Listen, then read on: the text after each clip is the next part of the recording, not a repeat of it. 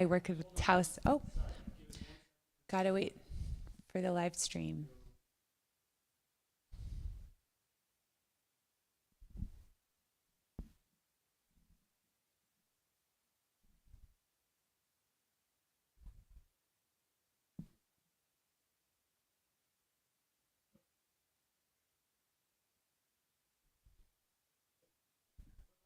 We're live. Hello, Internet.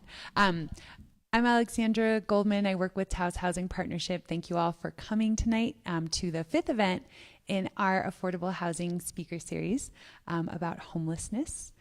We really like to think about housing as a spectrum, and certainly homelessness is part of that spectrum. At Taos Housing Partnership, we also believe that homelessness is a housing problem, and the solution to homelessness is housing. So it's certainly within our wheelhouse. We are very happy to have Nicole Martinez here from Mesilla Valley Community of Hope in Las Cruces, and she's going to talk a little bit about their really fantastic programs there. And we have Catherine Hummel here from Taos, from Dream Tree and Nest. And so she's going to talk a little bit about our local context. Just trying to think if there's any other intro stuff. I don't think so. I'm very much looking forward to this, and thank you all for being here, and I will turn it over to Catherine. Awesome. Thank you so much. So I'm super excited to do this, and for those who don't know, I'm also the chair of the Taos Housing Partnership Board. So I'm really excited about all the work that the team over there has been doing. And I promise my part of this is going to be really short, because I'm sure all of you, like me, are excited to hear from Nicole, and they have just been doing amazing stuff down at their agency. But we wanted to give everybody a, why does this matter in Taos context to start out? So yeah, homelessness in Taos, and I am the executive director of Dream Tree Project, which hopefully everybody knows, but just in case you don't, we are located at 128 La Posta Road, right behind Albertsons. Our mission is to provide housing and compassionate support services to youth, adults, and families who are experiencing housing instability. Okay, and so we are based here in Taos, but we do serve all of the sort of north and northeastern corner of New Mexico. I know the colors might be a little bit confusing, but basically where the little houses are, we have offices, and we provide housing for young adults in all of those locations. And then we do conduct street outreach across all of the colored counties. And then we do also have a 24/7 teen shelter here in Taos, as well as the Nest overnight adult shelter just across the street here.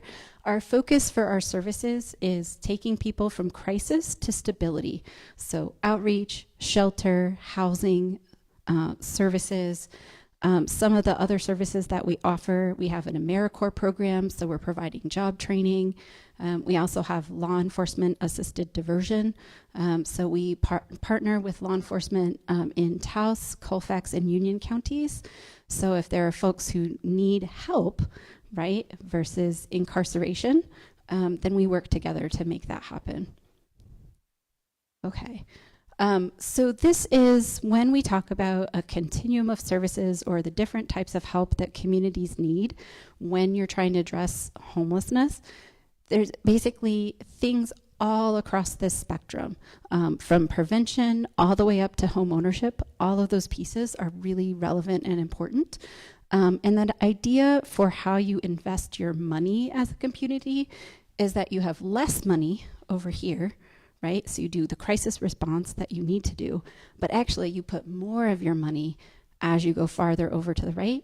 You want to put more money into actual affordable housing and homes for people to buy, right? Because that's what's going to be your long-term solution. Okay. And so just to talk about, this is of that continuum, what we have here in Taos County. So the blue ones are what exists. The gray ones are what does not exist right now in our community. And we have a couple of these in-between ones because we're like partway there.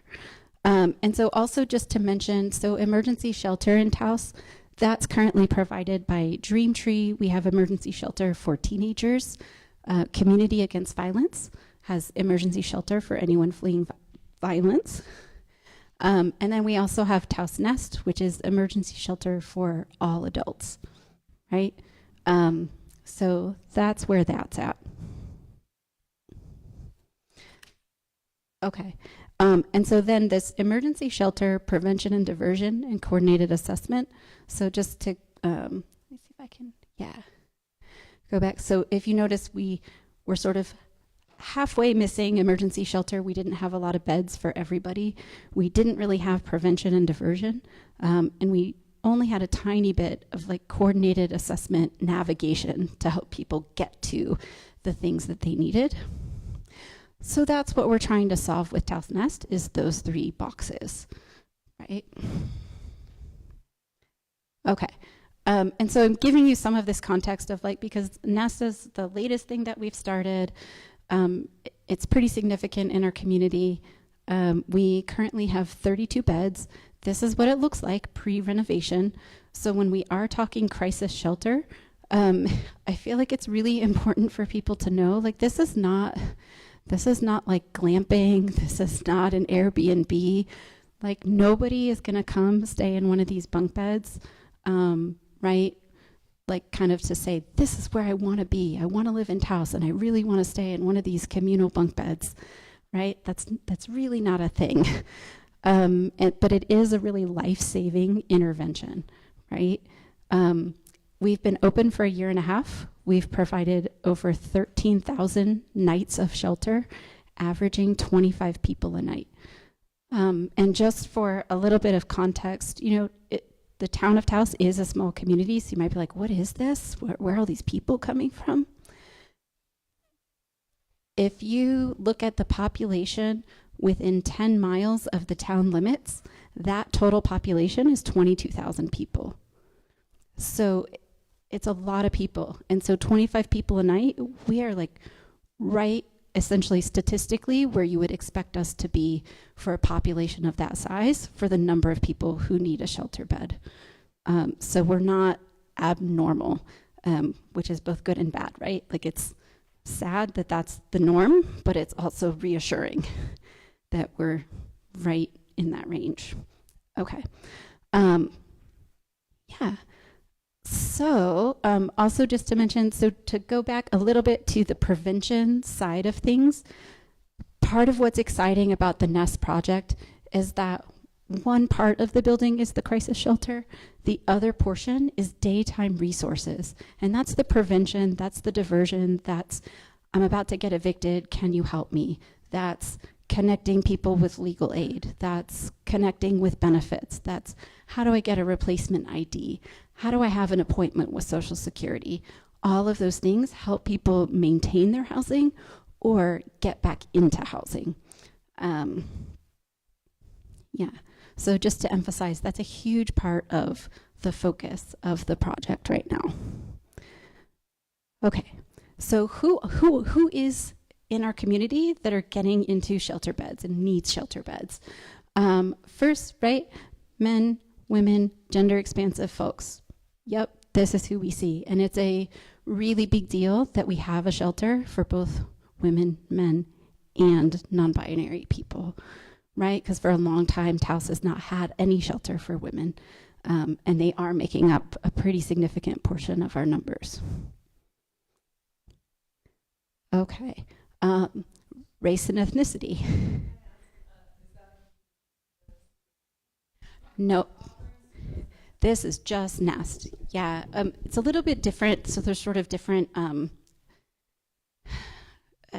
types of experiences of homelessness. And so fleeing violence is sort of considered its own category versus just lacking housing. And there's obviously a lot of overlap in those categories as well.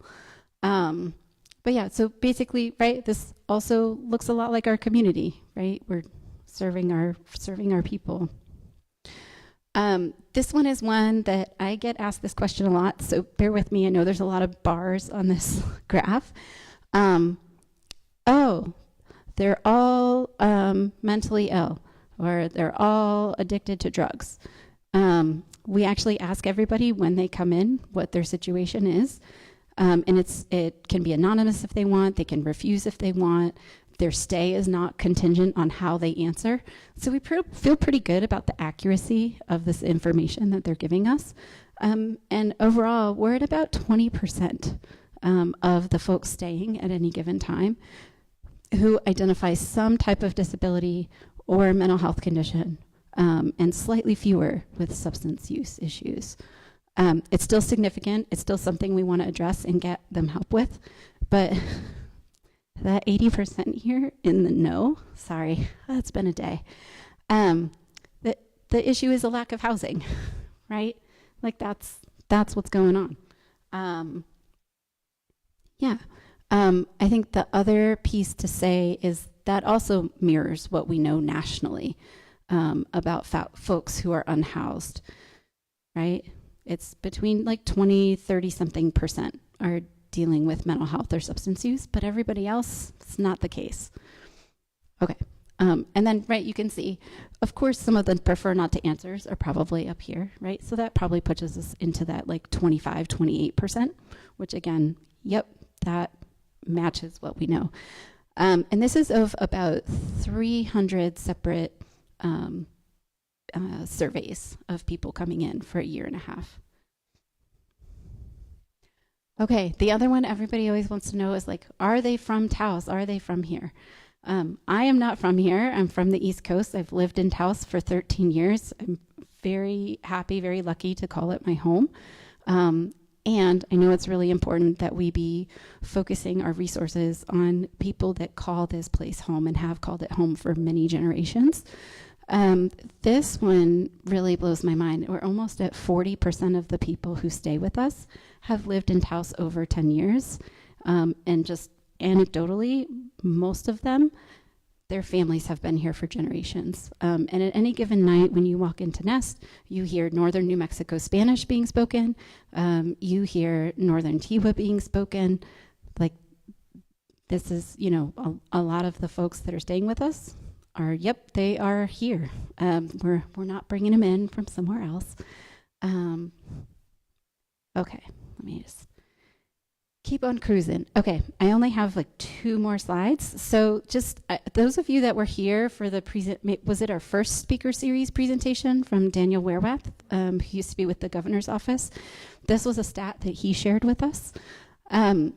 Essentially over the last, it's from 2017, so it's eight years. Over the last 8 years, nationally and in New Mexico, this is where our rents have gone, right? Cost of rent doubled.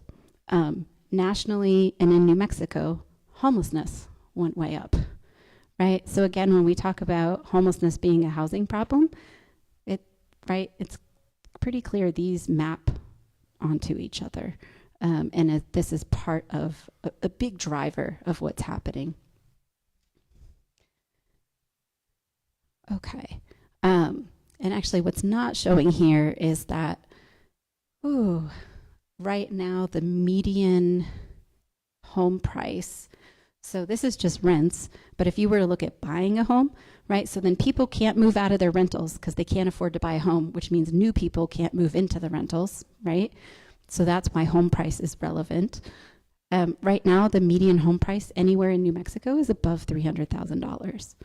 And in Taos, it's like $520,000 in the middle for buying a new home. There's no way I can't pay that. That's not even a rumor of a dream. And so this is part of what we see happening. Okay.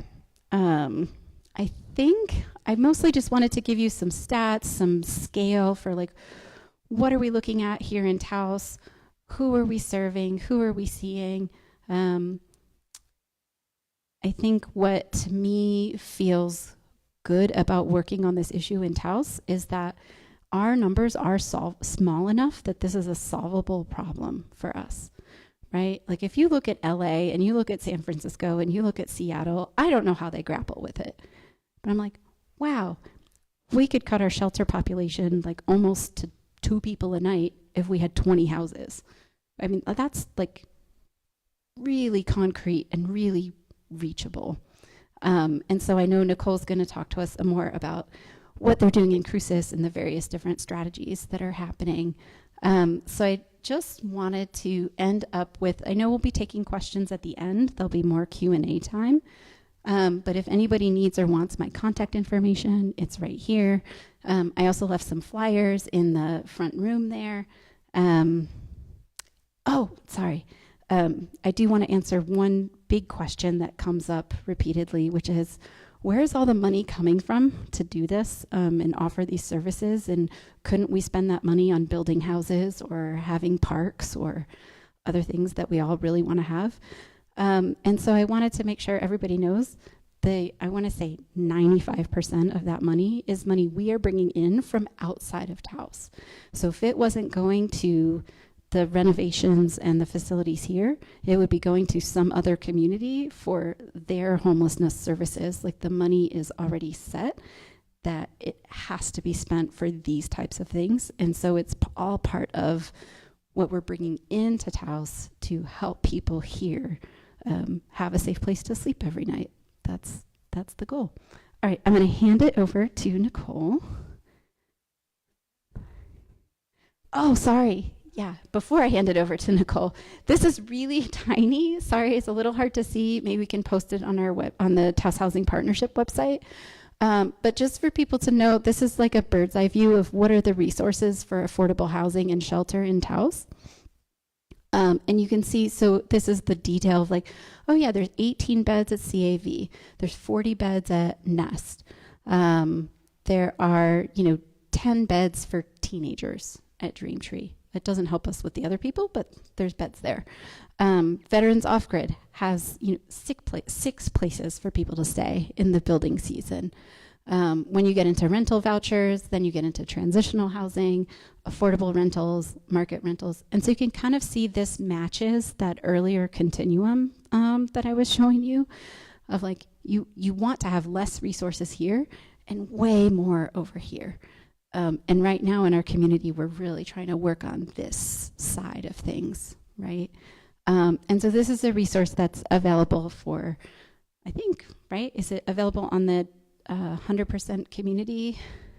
Not quite yet, but it will be soon. This isn't on yet, but if you're interested in seeing it, you can email me. I will share my email address later, or keep an eye out. We will be publicizing this more broadly. This is the first public unveiling of this document that it's taken us a long time to pull together. So yeah. I'm sorry? I can email, yeah. Yes. And then it will be available online, and we'll get that link out as well to everybody. And so just know we talked with all the group that put this together as part of the 100% Community Housing Action Team. And we did reach out to every single group, that anybody we could find that's working on housing. And we said, what do you have now? What are you working on? What's in the future? And so you can kind of see like, oh yeah, like, and all of the work matters. And you'll see some of it is like, we're working on 2 things. We're working on 1 thing. And then you'll see others, they're working on 80 units. But every piece is part of solving this particular puzzle. Okay, now I'm gonna hand it over to Nicole. Sorry about that. Oh, sure. So we have homeless shelter, permanent supportive housing, transitional housing, affordable rental, market rental, first-time homeowner, and long-term homeowners. Sort of the different, I don't know what you call that, sort of categories of housing, if that makes sense. Yeah, the scaffolding. But we'll get it out on, online, because it is, I'm sure, really hard to see from over there. But it's really helpful to have that snapshot of like, okay, this is what we've got. Where is a big gap that we need to work on? It's like, oh yeah, there's a big gap here, and there's a big gap up here. And so then it makes it a lot easier to go like, oh yep, that's what we need to work on. Okay, let's do it. There used to be a big gap here, and now there's not. So we're like, okay, 1 down. Okay, hopefully I kept to the target time almost. Just give me a 5-minute when it's if I'm cutting into it. Thank you, Catherine. Thank you, Alexandra. Thanks, everybody, for welcoming me here today. As they said, I am here from Las Cruces. Excited to be out of over 100-degree weather, but it was still pretty warm up here as well. But I'm really excited to talk to you about some of the things that we're doing in Las Cruces, and I'm really excited to hear about all the things that you guys are doing in Taos. I know that it's a lot, and that it takes all of our communities helping each other to figure out new solutions, what has worked, what hasn't worked, and I'm here to kind of talk about some of those things. So at the Mesilla Valley Community of Hope, we have been there since the 90s. I have not personally been there since the 90s, but I have been there for 19 million years. So I've been there for quite a while. When I first started there, I was operating a family shelter that we had. And in addition to that, we also had our day resource center in our very first housing program. After I was running the family shelter for about 10 months, we asked HUD if we could utilize those vouchers to house people. So we started to house people, and I only had one of the 12 families that came back for assistance again. And I was like, we should be doing more of this. Let's do less sheltering if we can, and like Catherine was talking about, push more toward that housing piece. But the sheltering piece remains very important as we don't have enough housing yet. So our whole property is owned by the city of Las Cruces, and we've developed several different agencies who are our partners. They're separate agencies, but we're all tied together with lease agreements and exciting directors meetings and things like that. This right here is where I live, in this building. Next to us, we have Jardín de los Niños, which is a child care center for homeless and near homeless children. We have Amador Healthcare Center. It's a federally qualified health center that has doctors, nurses, all kinds of medical, dental help, and then behavioral health therapists right there on site. Sandwiched in there, we have El Caldito Soup Kitchen. It's open every day for lunch. And then we have Casa de Peregrinos, which is our food pantry where families throughout the community can come and they can get food boxes. Our unhoused neighbors can get them once a week, while others will get them once a month. Behind our building is Camp Hope, our overnight camp shelter that's operated by the Mesilla Valley Community of Hope. And we also have plans to build the kitchens where Casa de Peregrinos and El Caldito will pull them out of there and build them one really big kitchen.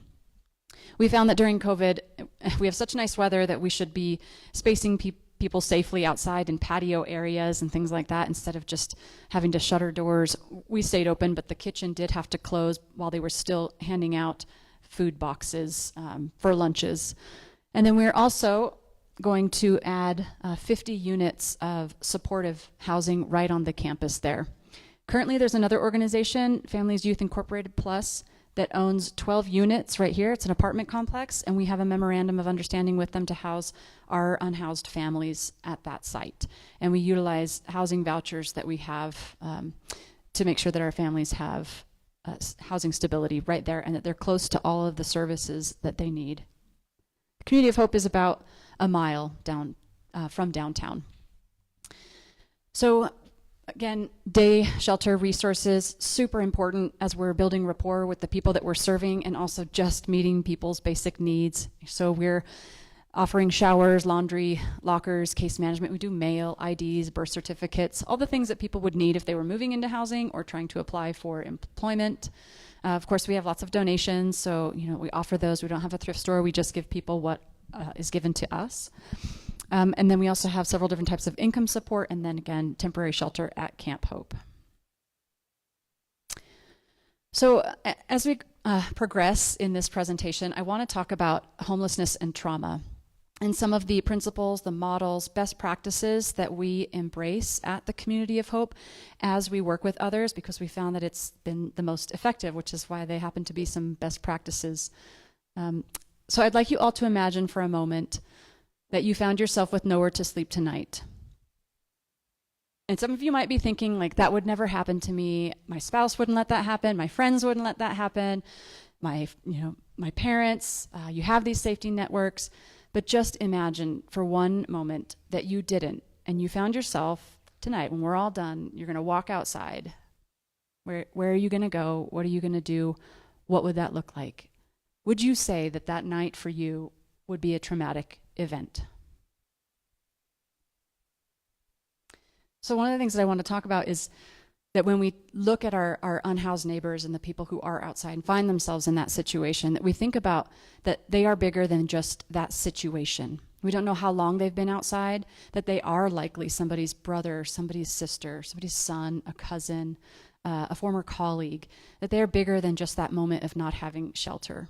And we start to remember our humanity for people outside.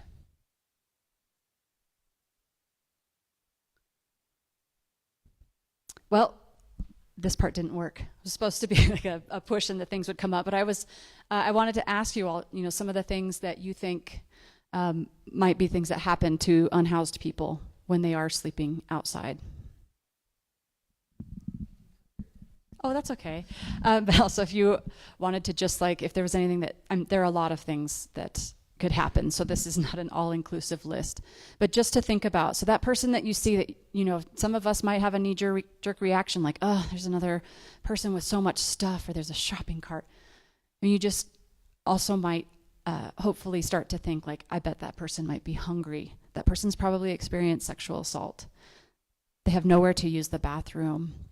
They might not have a place to store their belongings, nowhere to sleep, told to leave places all the time, likely arrested or threatened with arrest, violence, offered substances. Here's a way to pass the night, and oftentimes death. One of the things we also hear is that they don't want help. I've talked to them. They want to sleep outside. They prefer being outside. They don't want to have housing. And that's often the response that we'll hear from somebody who has experienced trauma. When you've experienced trauma, you have this constant alarm in your brain going off, accepting the bad about you. You don't deserve housing. You don't deserve to be inside. Let somebody else go. There are a lot of dangerous things that are happening in your mind. And in order to understand why people might be outside and how to help people heal, we need to understand that trauma. Can I get somebody to volunteer to read this for me?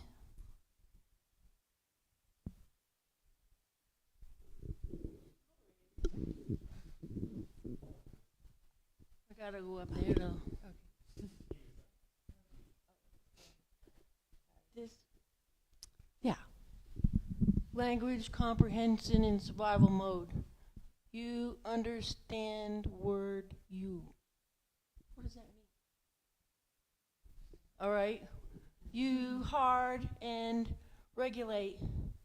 Sometimes outbursts, tiniest, sometimes escape, and your emotionally blank become.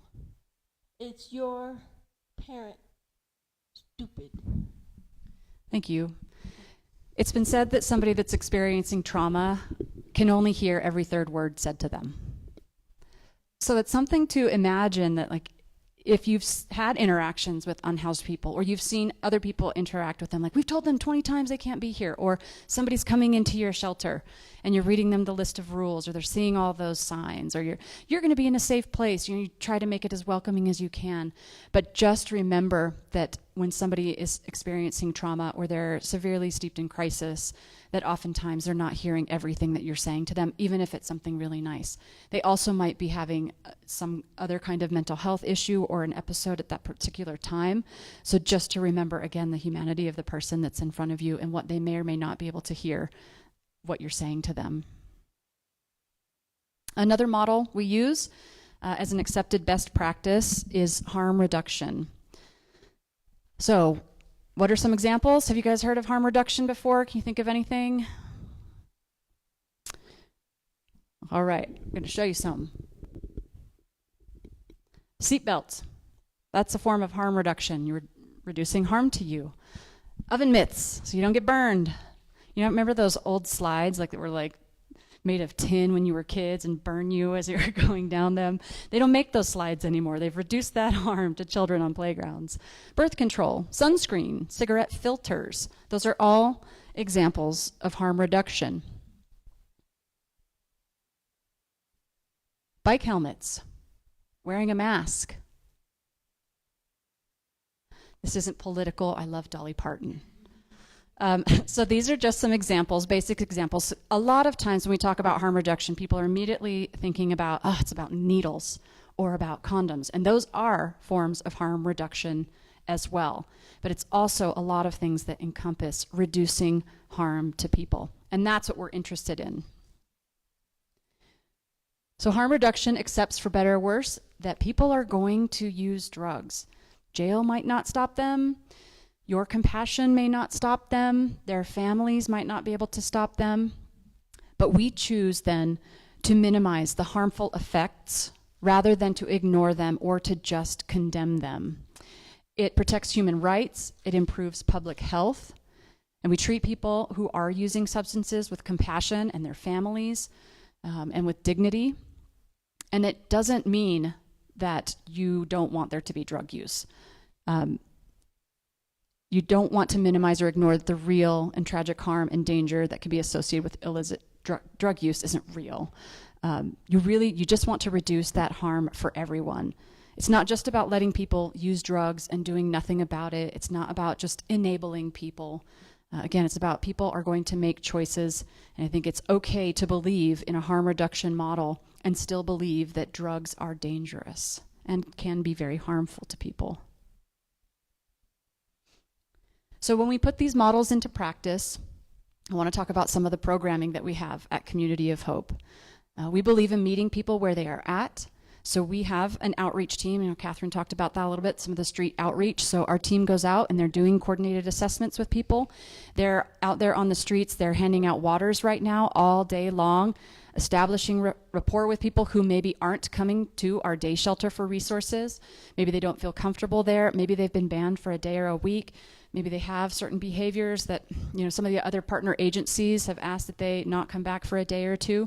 So our team will go out there and we will still try to work on housing them, immediately get them prioritized for housing, and then try to meet their immediate needs. We also get a ton of the lunches from El Caldito, and we take those out into the community every day, Monday through Friday, to outreach the people that are out there. We're not the homeless police. We often get called and asked to move people. But we do work with law enforcement, so we establish some principles and best practices with our law enforcement and codes officers that if they are going to go do sweep and encampment, that they make sure that they call us so that our outreach team can go out there, that they give at least 7 days notice and say, like, in 7 days, we're going to ask everybody to move. And so then our outreach kicks in. They try to bring people to Camp Hope. They try to get them into housing. They try to find a better place for them. It might even be the mission across the street from us that has pretty high barriers to entry, but it still does serve a portion of our population. So they're trying to make sure that they're getting connections for people and working with the community to do that. We also have some income support programs. So we have staff who is trained to apply for Social Security disability for our clients.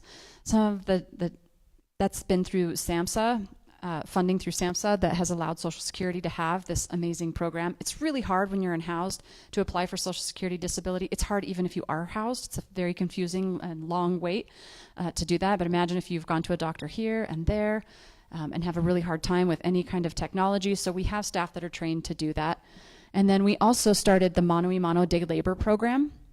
We have 2 vans that take unhoused folks or precariously housed people around to city-owned properties, and they do litter removal, landscaping, all kinds of activities at typically it's parks areas, and then they get paid cash at the end of the day. They get connected to services, and they also get fed while they are working. And during COVID, I went to the city and I said, we have so many more unsanctioned encampments throughout our community. I really need 2 hotspot trucks. Started out with just 1, but then evolved into 2 to go out and address the unsanctioned encampments. What we will do is we'll take people, again, who are experiencing homelessness or who are precariously housed, and we will go around to the encampments or areas affected by homelessness and help clean them up. We do not take down tents. We do not take people's belongings. We go and we talk to them. Again, our outreach team comes with them, but if they have things around the campsite that are trash, the teams will pick them up. They'll also, ask them if they want to come over to Camp Hope, if they want to sign up for housing, and then we leave trash bags behind too to go pick it up. In the beginning, we got a lot of pushback, like, oh, anti-donation. But we were like, this is a health crisis, this is an emergency, and so far the businesses have really appreciated that we can come out and address some of the hygiene fallout from when you have lots of people who are camping outside. I also just want to say that this is one of those myth busters. When we did our first pilot of this with the first van, we could take 10 people out, and we were turning away 60 people every day. So just to sort of bust one of those myths that unhoused people don't want to work, they very much were lining up to work, and we are never without enough people to go out on our crews. In 2011, we started Camp Hope. We feel like starting Camp Hope was a form of harm reduction. We reduced harm for a lot of people who were experiencing unsheltered homelessness. We also tried to do it in a very trauma-informed way. How'd that picture get sideways? We did start out with a teepee, was the symbol of Camp Hope. So it's not a funded project. The city did allow us to rezone the area to allow to have Camp Hope there. We have 45 tent pad sites, and this was really started by individuals who were experiencing homelessness. 3 of them went to the city council and said, we have nowhere to stay. We know you're going to start kicking us out of the property at night at 5 o'clock with nowhere to go. We don't want to, or we can't stay at the mission. What can we do? So they went to the council and said, we would like to start a tent city and try it out for 3 months. And at the time, I was the housing programs manager, so I was putting people quickly into housing. And when the director said, yeah, let's do that, I was like, woo, this feels a little bit backwards, like we're putting people into tents. Also, have you even called the insurance company? Like, can we do this? And we very quickly figured out how to do that. 2 weeks, she became the director of Amador Health Center after that, and I became the interim director. And so I was doing both the housing programs and learning how to be the director and establishing Camp Hope.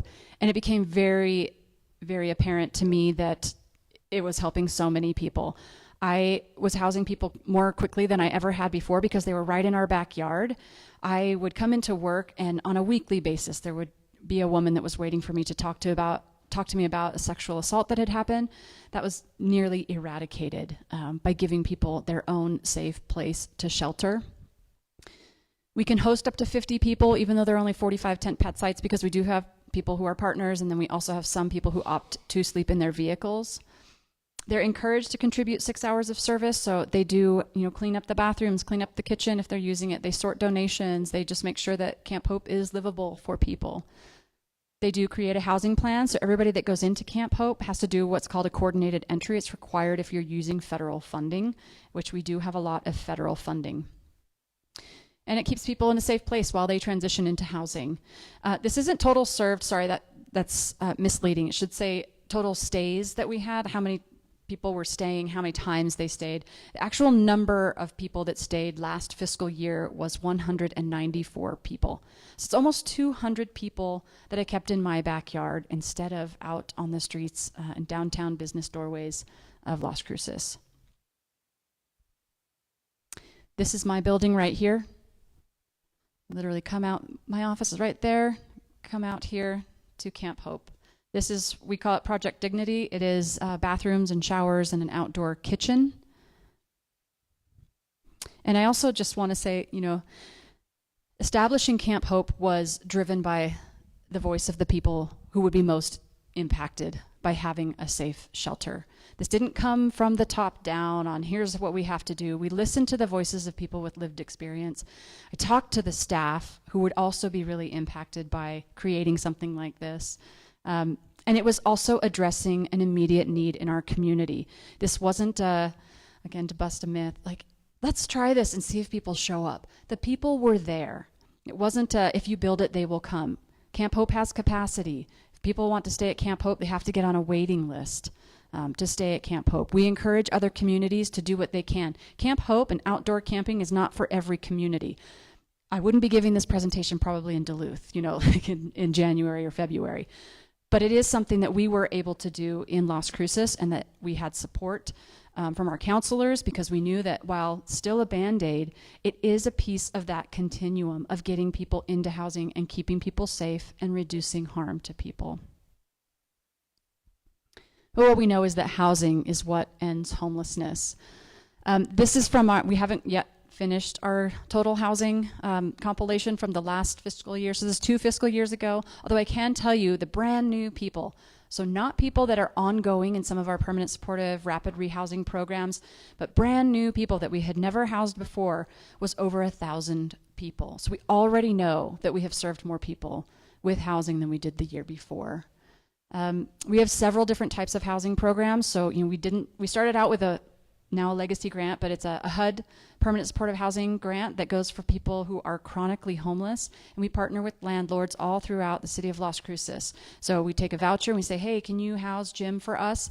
We will pay the rent. If they have income, they'll pay 30% of their income toward the rent. We will do house checks. You will have us as a mediator as needed.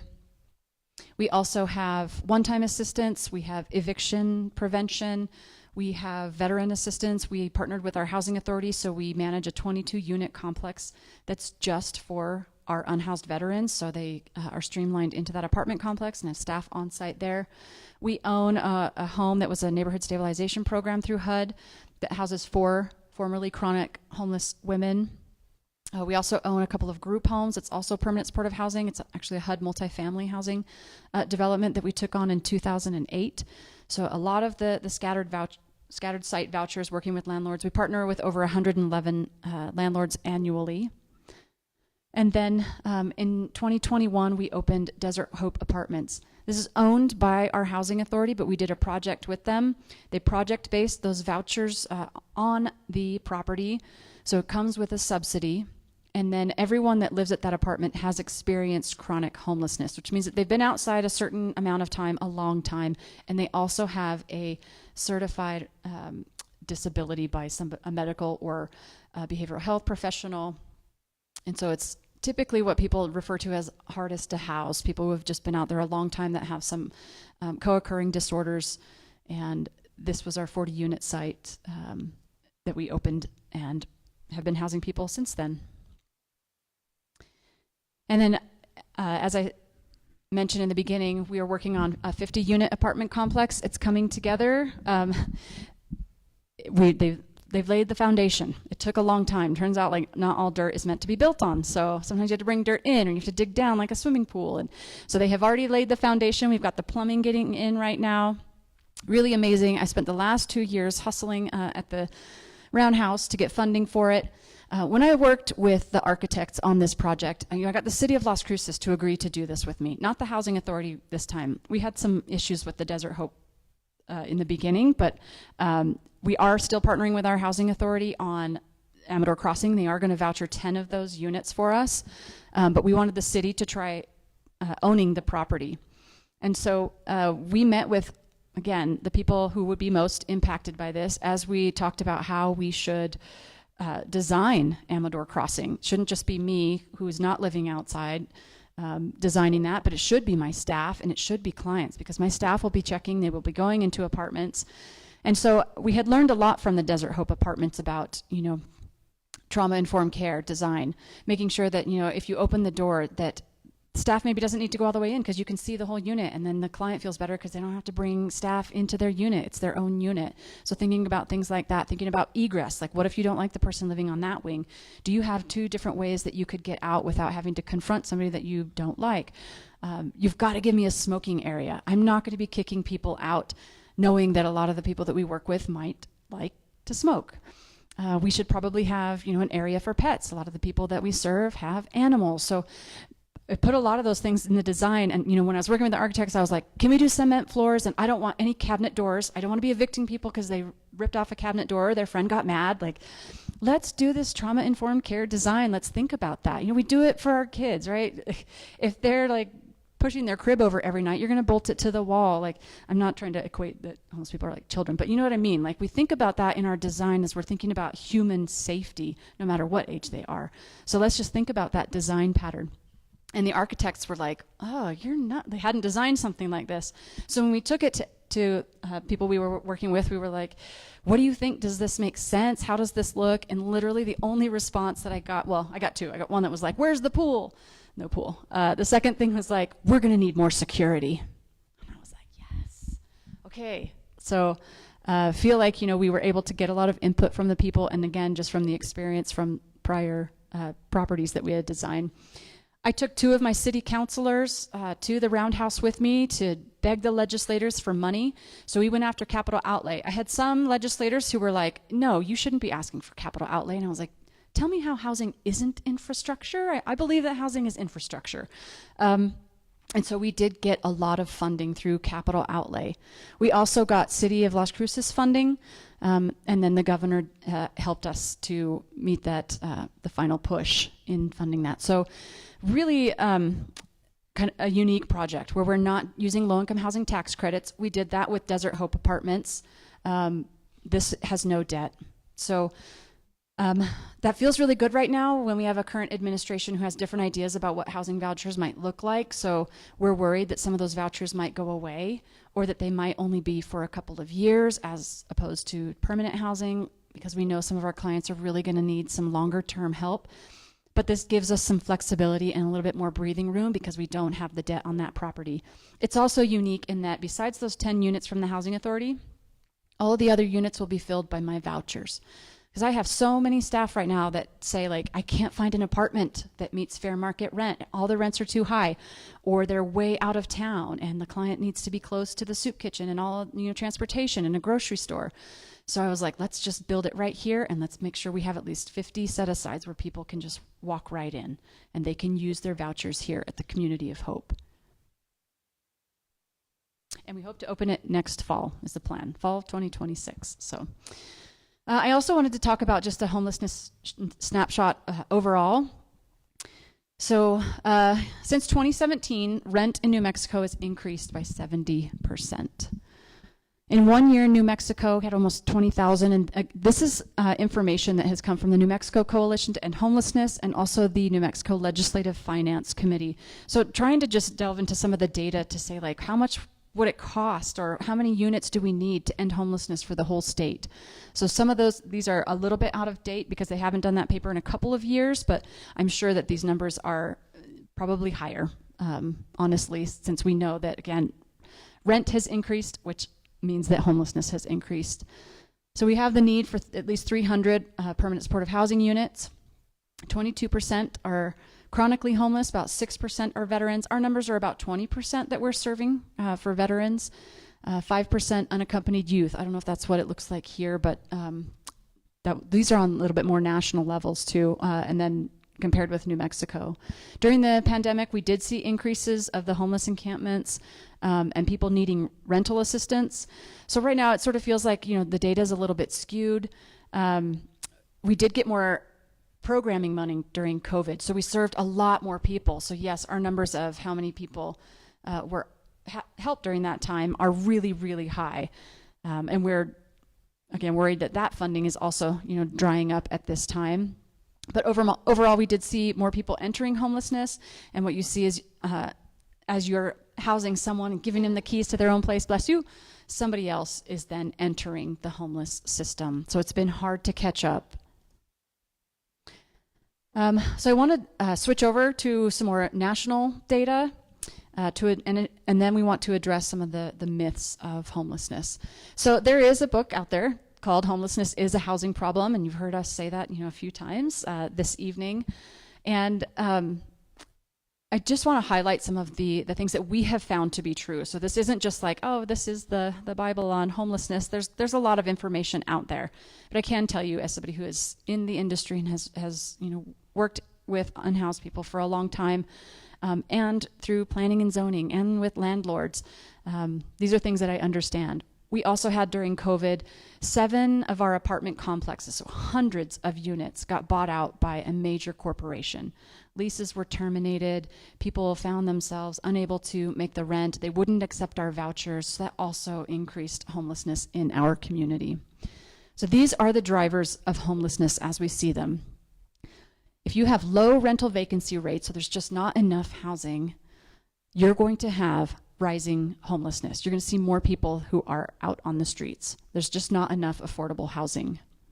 Cities with rigid regulations struggle to expand housing rapidly. So that's when we need to start getting creative and rewriting our zoning laws. A lot of it has to do with how things were zoned. You can't have, like, we had laws in Las Cruces where you couldn't have like a mother-in-law house or like a detached casita, which could really absorb some people, especially if you could move family members in there. That could free up a rental for somebody else who might need it. I can tell you, in our city, we did just change our zoning laws to allow for more flexible building so that it wasn't so hard to get things built. And it was really controversial because people were like, we're going to have a grocery store on our residential street. So there's a lot of, fear about that. There was also a lot of talk about how zoning originally was about race and separation. And a lot of people fought back against that and said it has nothing to do with that. And I literally showed my deed to my house that was built in 1948 that said that I couldn't have people of color living in the street, on our street, and no one on our whole tract could have that. These things were real. These were real zoning issues, and we're still seeing long-lasting effects of that. So we've got to catch up with those zoning codes and work closely with our planning and zoning committees and making sure that we're updating our zoning, our plans on a very regular basis. Greater income disparity tends to coincide with tighter and more expensive housing markets. So the richer a community might be, the harder it's probably going to be to afford housing. I think that one is also really important. What we're looking at is that it's not just about the poverty, though. So you can't just say that if you have really poor places, you're going to have lots of homeless people. And a lot of people think that, but that's not the case. Again, it's if you have higher incomes, it's very likely that you might have more unhoused people because they can't afford that housing. I can say this is true from my hometown. My hometown has, in Oregon, I say hometown, but I've been in Las Cruces for over 20 years now. In Oregon is a town of about 7,500 people. The sign says 68, but we know there are people out in the hills that aren't getting counted. And I asked what their point in time count was for last year, and it was about 350 some people. And the average median income there is about $60,000 a year. In Las Cruces, when we did our point in time count last year, we had 317. And our average income is about 30,000. So you can tell, the place that the income is way higher has the same number of unhoused people as we do, because they just don't have housing that people can afford, which is why we need to start, again, pushing toward that housing piece. Even though it might seem far off for those things to happen, once that starts happening, we start to catch up and we start to address the real issue of homelessness, which is housing scarcity. Here are some of our myths about homelessness. That homelessness is driven by individual problems. Catherine touched on this too. So people say it's because people have mental health issues, or they're all, addicts, or they've just made bad decisions. While we can't discount that we do see that with people who are experiencing homelessness, we know that what the data says is that it's literally about how much affordable housing you have for people. Here's an example. States like West Virginia and Arkansas have high poverty and high addiction rates, but they have really low numbers of homelessness because people can afford housing there. Myth number 2, generous cities attract homeless individuals. So it's sort of that, again, if you build it, they will come. They're only coming here because you have so many services. I can tell you that our VA programs are covered by every county in the United States is covered with the same funding that we have. HUD Continuum of Care is found in many of the communities nationwide. So again, these are responses. It's not let's see what's going to work here and see if people will show up. We're addressing issues that are in our communities. It's not that people are relocating. I mean, the internet is a thing. So we do have people now who will Google places that are more accepting or tolerant of us unhoused people, but that's still very rare. Data is showing that approximately 80 to 90% of unhoused individuals remain in the same city or county where they became homeless. I often get asked, I've had past elected officials say, you need to prioritize people that are from Las Cruces first, house them first, and then people from New Mexico second, and then everybody else after that. And I say, like, that's not the directive that I am given. I am to serve people as they present. And then I feel like it's also, you know, our responsibility to share what has worked with other communities, because it's all our responsibility to serve the people in our own communities and make sure that we're addressing that. And I also would say, for every person that we're serving that's not from New Mexico or from Las Cruces, somebody from Las Cruces is using services somewhere else. I can tell you, I've run into somebody in San Francisco once at 9 o'clock at night on one of the back streets, and I was like, hey. And he was like, where do I know you? And I was like, Community of Hope. And he was like, oh my gosh, Nicole, in San Francisco. So, you know, we all need to be doing what we can in our communities. Myth number 3, climate is a primary driver. Some assume warm cities, LA or San Diego, have more homelessness because it's more tolerable to live outdoors. But you look at Seattle, has really, really high rates of homelessness, and it's not a very warm place to be all the time. So they actually have low homelessness rates in a lot of the warm places that we see. So weather had failed in their data collection to correlate with any of the homeless patterns. Some other myths surrounding homelessness: that people don't want housing. Again, you kind of touched on this, that they choose that lifestyle, but the fact is that being homeless is dangerous, stressful, it's humiliating. We have people sleeping in their cars. It's really, really hot out there, hotter than it is just standing outside. Your car is going to be a lot hotter. They don't have water. They don't want to leave their pets. Again, a lot of them have that trauma going on. Maybe they've tried a shelter. It didn't work out. And hundreds of people die in the U.S. from exposure every year. It puts them at risk of violence, murder, assault, rape, and theft. And homeless people are often the victims of hate crimes. There's also another reason why we started Camp Hope, because we had a lot of people who were burning down tents of unhoused people and then were throwing rocks at them on any street that they could find them. So again, just another reason why we really wanted to bring people closer to where we were. Providing services to homeless people only attracts more homeless people. The national average is 75% of people who become homeless in the place where they currently reside. And then again, our folks are probably going somewhere else to gather services. Now, the book said, which is done later than this study, 80 to 90% of people are in those communities. And you saw Catherine's graph too, that showed the number of years that they had been living there. It's the same thing if somebody asked me, like, oh, are you from here? Like, no, but I've lived in Las Cruces 20 years. I think that's important too, because I know our community is about to do a survey about homelessness. And I'm really going to push to say, like, you should ask, like, how many years have you lived here? Because if you just say, are you from here, that's not gathering the data that we need, that we think is going to be effective in addressing those issues. And homeless people are all drug and alcohol users, have mental health issues. We're just enabling them. But the research shows that substance use is a result of being homeless rather than a cause. So why is it that many who are homeless have a mental health or addiction problem? It's typically because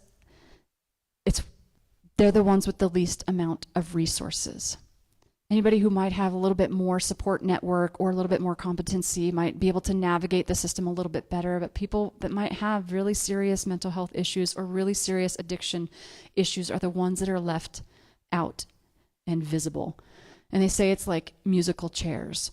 So, you know, the idea of, like, let's say we had like a bunch of, you know, seniors who were playing musical chairs. It's not necessarily about the age of why they might have lost when somebody pulled a chair away. It's about that you didn't have enough chairs. Just put another chair. That's how we solve this, which means that we need to be addressing housing. It's simply to stop utilizing all of the short term as best we can and make those pushes towards supportive housing and permanent housing for people. In a lot of cases, you know, onto home ownership if that's appropriate. So again, I just want to reaffirm that we all have this responsibility to do what we can in our communities, and I think that Taos is doing that. Even just by inviting me here is really meaningful. I know that Taos is small. You start small. You start somewhere. We were a day shelter. Our Sue's house, you know, chronically homeless is four ladies, but that's 4 ladies. And I just think about those 4 ladies. Like, I don't know if it's like this in Taos, but like 4 people, when somebody sees 4 people unhoused on the street, they're like, there's hundreds of them. It just turns into that but also just imagine the safety and the comfort for the 4 ladies that we are helping right now. So yes, we have people who are going to have to live their lives out in public right now in the elements without any housing. So let's just give it to them in any form. Taos is doing what they can. We're doing what we can. We're trying to push the envelope and trying to convince people that we have a solution, and that solution does rely in housing, and it comes in all shapes and sizes. And thank you for doing what you can. And then we're here for questions. Thank you so much, Nicole, and thank you, Catherine. Do people have any questions for them?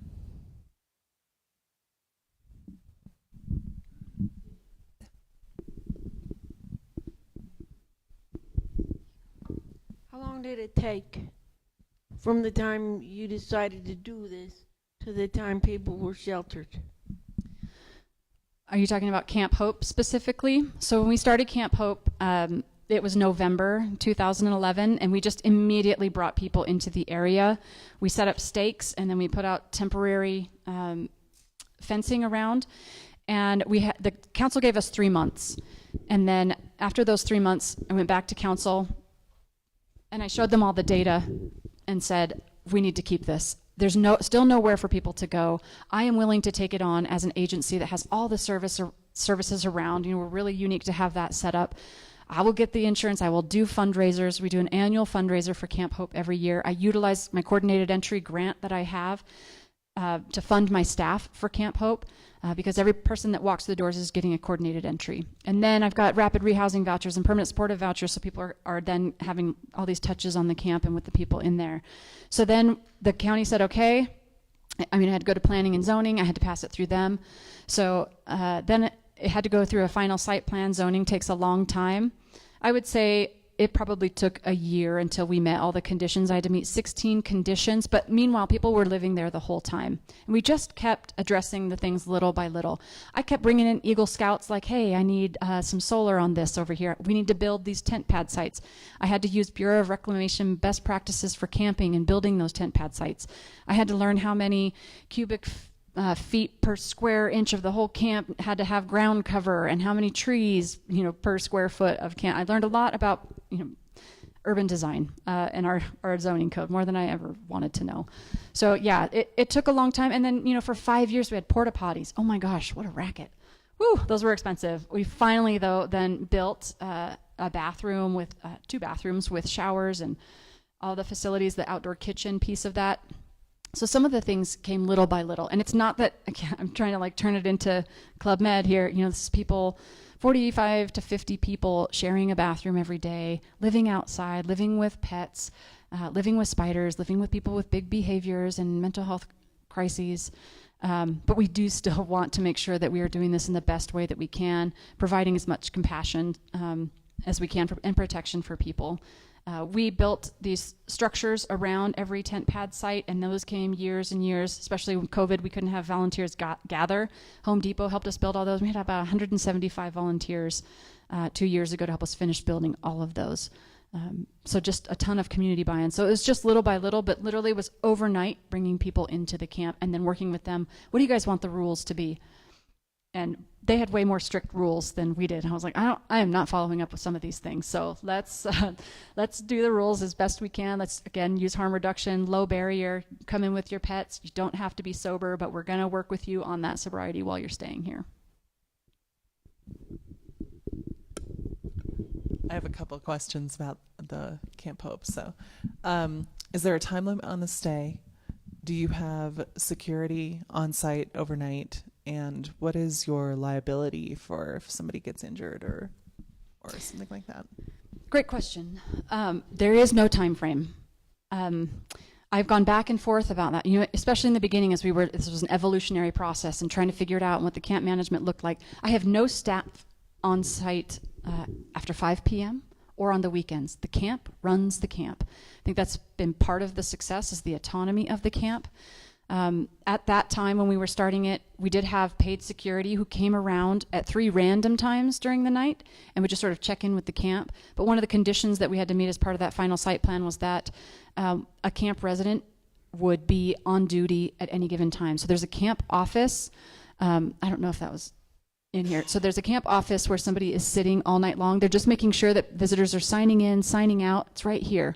So everybody comes through this gate, and then this person would come out, and nobody goes into the camp after 6 p.m. except the people who live there. They can come and go. I'm not monitoring them. They're adults. They can do what they need to do. But the security would come in and check in with them. Any problems? And usually the problem is like somebody's trying to get into camp, like they're trying to break in, like, or somebody's outside of the camp. They start a fire over here because it's 45 degrees. And then just this last year, we finally got the city of Las Cruces to fund officers 24/7 for our entire campus. So they're not just at Camp Hope. We still have a resident. They do shifts at that station. And then the guards that are there, this is 16 acres that I have of the whole place. And so they're patrolling that whole acre and then checking in there. The time frame went back and forth. I could tell you, like in the beginning, I was like, okay, 6 months, 3 months, like we've got to do a time frame. But literally people wanted out yesterday. People want to move on to housing for the most part. Camp Hope has been a place to heal. Our longest resident was a female. She kept saying like, no, somebody else needs it more than I do. Give it to them. I'm going to go back to Colorado anyway. We kept being like, oh, okay, well, what if they're given a housing opportunity and they don't take it? Maybe we should then have them leave. And then I was like, this isn't funded by HUD. This isn't funded by the VA. We get to figure this out. And I don't want to kick people out for the same reason I brought them in, just because of a time frame. I'm going to work really hard with people, and eventually, our job is to be there and be ready and encourage them when they say they're ready. So we didn't do that. The liability, I just sent that to somebody else, and I can't remember who it was. They can be hard to fund, and it's something that's tricky. Who knows what the insurance might look like? For a while there, insurance companies were like, we're not going to do permanent supportive housing and insure these properties. Luckily, we've been able to find insurance companies who will, but sometimes Camp Hope could be a sticking point, or if somebody's about to start one, it's kind of a sticking point. So I'm happy to send that information. I'll go back here. It's wrapped into our entire liability. So it's hard to say right now what that looks like, and it differs from year to year. We do an annual fundraiser of $130,000 a year, typically. It's an online fundraiser, and it helps to operate Camp Hope. We provide the tents, the utilities at the camp, and it also pays for all security deposits, first month's rent for people, or arrears if they can't get into an apartment because they have a $600 electric bill. Not anymore. Let's go. Let's get you in. So we're utilizing that, and then it pays for the things like the liability insurance. But it's enough to cover all of that. I know the gentleman in the back had a question. I don't know if you still do.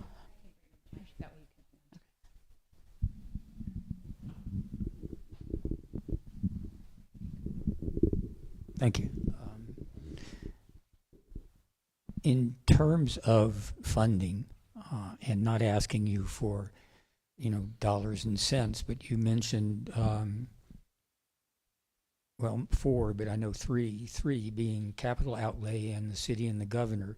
As a percentage, can you tell me, the capital outlay was 50%, city was 10%? Or just give me some idea. For that particular project. Is this for? Amador Crossing. Okay, Amador Crossing, yeah. So that's just for the construction development. I can tell you that when we first started it, there was going to be $7 million in the final price tag. A couple years later, it's $15 million. I just to interrupt for a moment, I believe there was somebody who presented here 2 or 3 times ago, and they used, I believe, your project, the one that blew up in terms of dollars, as an example. Maybe it was another one. It was Socorro. Okay. It's the same thing. So they started out as a $6 million project for 32 units, ended up being like a $14 million project. So people are always like, oh, it's too expensive. And that's, for Amador Crossing, I hear this all day long from people who say housing isn't the solution. That's $315,000 a unit. And it's not. It is 50 units, but there's also a huge resource room. So there's a training room. There's going to be a lot of services happening there, on-site services. And then there's going to be there are case management offices and property management offices. And let me just tell you, if we were going to do a shelter would be about $7 million. It could be like if you have you're going to meet the whole need of people, and that keeps going every year. So ours to build 50 units 15 million. Again, that's wildly expensive, but it's not that the project is so expensive, it's that construction is so expensive. Building housing is expensive overall, and it's not a reason to not do it if you can find ways to do it. So what I can tell you is, thought it was going to be 7, ended up at 15 by the time inflation was done and construction costs went up and up and up. I had to go to the Roundhouse a couple years in a row to try to get the funding from legislators. So I'm trying to remember how much I got from them. I got several million from them. I know the city of Las Cruces, I think, put in about 4 million. And then the governor, like I said, finished that off with some of the funding that they have right now. Her discretionary spending? It was part of the set aside, like from the legislative session to address homelessness and housing. From the governor? From the governor's office. Mm-hmm. The housing office. Now it's under Workforce Solutions, which is now Jobs America, something like that. But sorry to not have that quite down. But yes, we were really grateful the governor did come down and she saw like the area that it was going to be in, and then had some of that funding that was able to support that project because it was already shovel ready. We already had those huge commitments. We already had the Las Cruces City buy-in as an owner, and because of it being debt-free, the rent will provide all the operations and then provide 2 staff on site for Community of Hope. Another one was, you said rent to fund services. So I interpret that to mean that the rent is meant to fund the services provided, and I'll let you explain. Is that the correct understanding? Yes, the idea is to have 2 staff that are on site to help support people transition from homelessness to housing stability. Again, that will be things like making sure that, they're getting to their behavioral health appointments if they have those, making sure they're setting up medical appointments, if they're transporting people, that they're making sure that they have food security. It's also bringing in outside partners to do screening. So like our partners like Amador Health Center can come in and do like needle exchange if needed. They can come in, do blood pressure screening for people, diabetes screenings, things like that on site at that property. We can bring in all kinds of activities, social activities for people, again, who are just trying to reintegrate and feel like they're part of a community again. So I guess my real question is the rent meant to cover the cost of the actual housing plus these services? In other words, you pegged the rent to do that, or did I misunderstand? So the vouchers will cover the rent. Okay, that. And when that rent comes into the city of Las Cruces, they can then pay to have property management, security, fixing units, and they can pay to have 2 Community of Hope staff on site to make sure that people are transitioning stably. Also, the first project is owned by the Housing Authority, the city. The second one, when you say the Housing Authority, is that Mesilla Valley or Mesilla County Housing? I mean, what's the name of the housing? Mesilla Valley Public Housing Authority. Okay, and without getting into a lot of detail, I'll ask you that question afterwards. But a final question is: you mentioned HUD will fund quote unquote support housing. Is that a particular section of the law or? Yes. So there are regulations that HUD congressionally, that there is funding set aside called HUD Continuum of Care that is set aside for people experiencing homelessness. And there are different ways that funding comes through. So it might be for rapidly rehousing somebody and providing 24 months of rental assistance and supportive services for them. It might be that it's permanent supportive housing. So it might come with some rental assistance for people who are chronically homeless, and then again, funding supportive services. It can be coordinated entry. So again, doing the assessments to prioritize people for housing. So yes, it's HUD Continuum of Care. It works just like Section 8 housing, but it's set aside for, it's not income-based, it's set aside for people experiencing homelessness. So how do you feel about, or what do you think about New Mexico statutes and what they say about providing affordable housing and the responsibility of government to provide affordable housing and to provide just housing in general? The statutes, are you familiar with those statutes? I agree with that. I think it's, yes, that the state also needs to be putting money out there, and the state has been doing that. I know that a lot of the funding goes through the Housing New Mexico. They also provide vouchers. They also provide, avenues like the low-income housing tax credits and tax development. They have the Housing Innovation Program that's helping with developments all across the state. I also serve on the New Mexico Housing Trust Fund and the Opportunity Enterprise Board.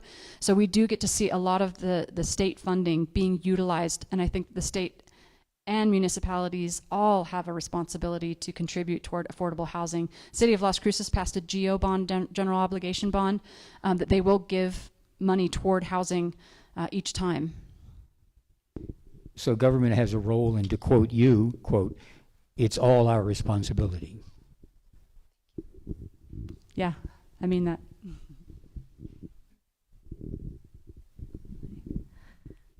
I'm not very comfortable with microphones. First of all, thank you for what you're doing. I have had the gift of visiting Camp Hope. I have a relative who lived there for a while, and I'm so inspired by what I have seen there. And I got to attend the monthly meeting of self-governed of the people. And I'm wondering if you can say anything about how that has affected the continuity, the process, the success of the people there, and if the new part with Amador Crossing will have anything like that. Thank you. Thank you for the question. I love that you asked that, and thanks for sharing that. I'm so glad that you had the opportunity to visit Camp Hope. I really feel like one of the huge successes of being able to continue with Camp Hope has been those, we call them great conversations, and they're weekly, every Tuesday at 10. Anybody can attend. We started those with this gentleman named Randy Harris. He would do these general conversations all around town. So somebody wanted to talk about, like, raising minimum wage, they'd bring in Randy to have a great conversation, just like really like mediate kind of the stuff. So he came to us and was like, what's going on here? And our unhoused population was like, well, they're about to start kicking us off Community of Hope property at night, because city staff finally wanted to start, regulating that the campus should shut down. So he said, okay, let's talk about some solutions. So really solution focused. And then that's when the residents who had been sleeping there came back and said, like, here's what we came up with. Can we try a tent city? We'll run it. If you'll let us do it on Community of Hope property, we'll run it. And so, Randy kept meeting. He kept coming on Tuesdays at 10. We kept meeting with everybody before the camp was even formed. We were meeting in our resource room, and I even have pictures and videos of those very beginnings of just gives me goosebumps still, just like talking about what would that look like? What kind of rules do you want? Okay, how big should we make? How many people do we think could fit here?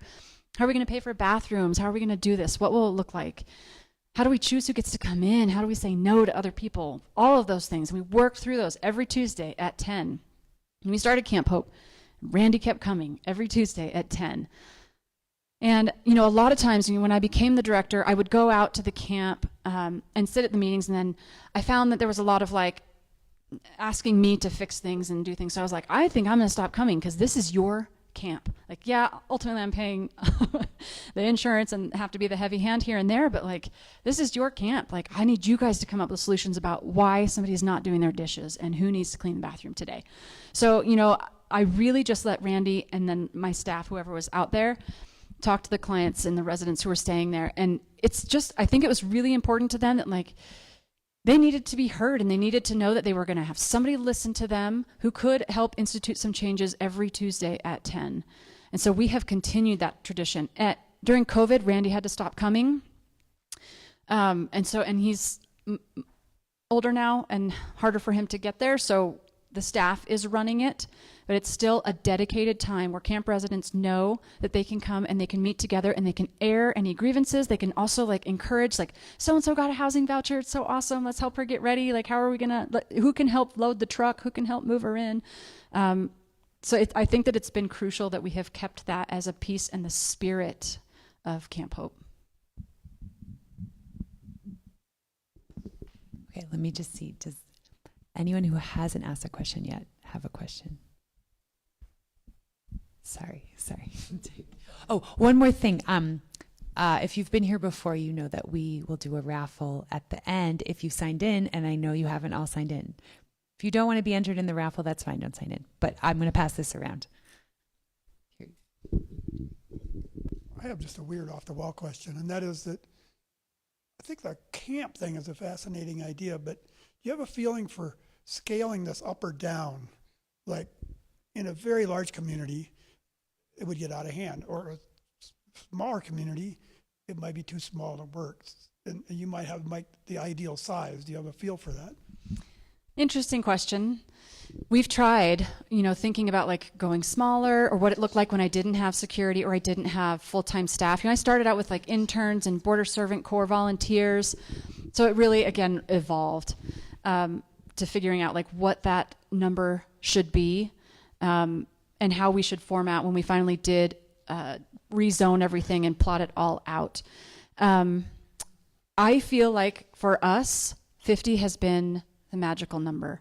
I literally was talking to somebody yesterday, somebody who's running for one of the council seats, and I made that comment. I said, I get asked all the time to expand Camp Hope, and I just think like even one more might be just, outside those bounds, like, because we've had other people camping around in the area and things have just gotten really problematic. During COVID, we didn't kick anyone off the property, so it was just rowdy. It was rough. We didn't have full-time security. And that when I was saying like 50 just has felt like it's been a great number for us, he was like, well, there's a reason why groups work in certain numbers. Like you even look at like tribes, like and why they would maybe split off or like family, like there's just different sizes of things that seem to work for different reasons. And I can just say that for us, 50 has felt like a great number. I've been asked too, like, well, maybe we should do another camp like downtown. And I was like, great. So a camp that competes or, that it was sort of just like, then they'll be far away from services and it won't be where people need to be. And it was sort of, to me, a response like we need to hide unhoused people. And I said, if you do that and your hope is that you're just going to hide all the people that are out there, those probably aren't the people that are going to go into your camp. Anyway, like you're just going to have some people that have to go straight into housing or that you just have to keep meeting where they're at until they're ready and be ready when they say they're ready to move them in. I think we have time for one more quick question. We do. Amador Health Center is a federally qualified healthcare center. So they are literally within the parking lot. They're right next to the soup kitchen. They're starting their dental clinic, but they have doctors, nurses, 2 behavioral health therapists. They have a substance use recovery team. We have state funding linkages grant. They administer the supportive services for that. We're the housing administrator. We have nurses that come to from the nursing school that come to the great conversations all the time, so that they get to work with unhoused people, because a lot of times the response for unhoused people are emergency services like hospitals, and so we certainly have healthcare providers on the campus. We also have like buprenorphine dosing. We have Vivitrol for alcohol, things like that. So we're about to get a Narcan vending machine in our building. But we also make sure that we have healthcare professionals on site too. Narcan vending machine. That's amazing. They're trying to push them out the door. So like they're like, tell us. Yeah. Oh. So I mean, I have they're like, if you can think of anywhere else that could take one or use one. Like they were talking about another place where their health department was literally right behind the police station. So I'm like, nobody will go in there and utilize it there. But so if there's, again, they want to get these out the door. So if you don't have that contact, I can get it for you. Yeah. Well, thank you so much, Nicole and Catherine. Thank you guys. I really appreciate about if there had been time for me to ask a question, one of the things I would have said is just that, Nicole, how I appreciate the heart-centeredness of what you were sharing and how it's really accessible to people to put people in those shoes and imagine like, oh yeah, that would be, for those of us who haven't experienced it before, or for those of us who have, that would be extremely traumatizing. And I just think it's a really important way of communicating about this issue to people. People get wrapped up in, I'm inconvenienced to see something that makes me uncomfortable, or, it. And I think when we talk about housing, sometimes we get so wrapped up in numbers and financing, and then it's like, that heart part is I think really where it's at, and why I'm doing the work, and why I imagine a lot of you are here today. So thank you for bringing that here and for all the inspiring content. And thank you, Catherine, for all the amazing work that you're doing in our community. Usually Lisa's here, so I have like multiple hands. But I was gonna do this. Do we have the internet back? No. I was gonna do the raffle.